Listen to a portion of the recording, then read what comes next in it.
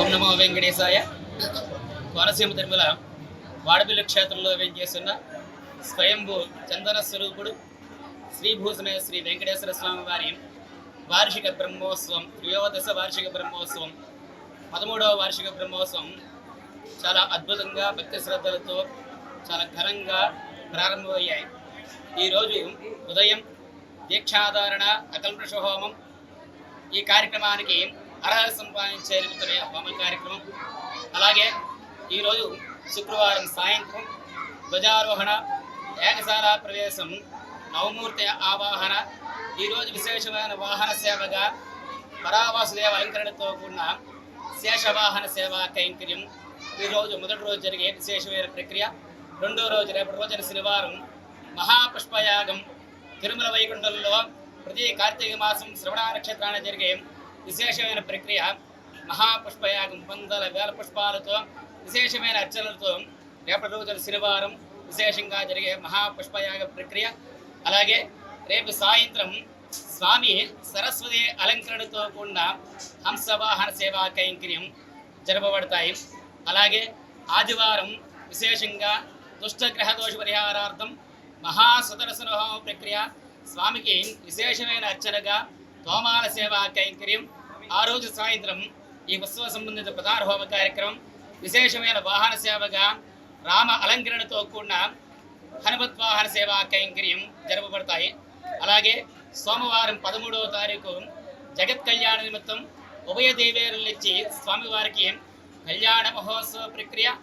ఆ రోజు విశేషమైన వాహన సేవ నారసింహ అలంకరణతో కూడిన సింహవాహన సేవా కైంకర్యం జరపబడతాయి.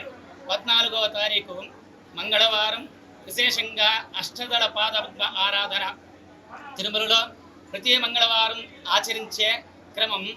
ఇక్కడ కూడా మంగళవారం అష్టదళ పాదపద్మ ఆరాధన. ఆ రోజు విశేషమైన వాహన సేవగా స్వామి మలయప్ప అలంకరణతో కూడి గరుడ వాహన సేవా కైంకర్యం జరపబడతాయి. అలాగే 15వ తారీఖు బుధవారం ఉదయం సుప్రభాత సేవ, స్వామివారికి అష్టోత్తర శతకలశాభిషేకం, 108 కలశలతో విశేషమైన అభిషేక ప్రక్రియ ఆచరించబడుతుంది.